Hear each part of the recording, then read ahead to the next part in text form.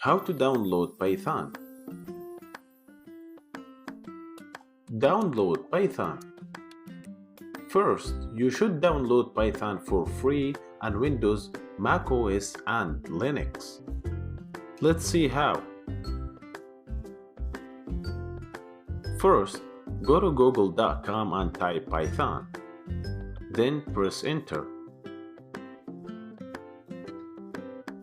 And then choose the first one.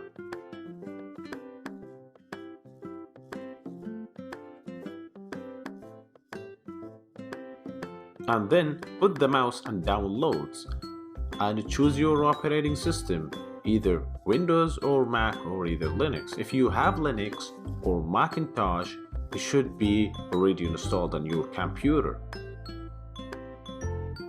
But you have to make sure that 3.6 or more, the newest version.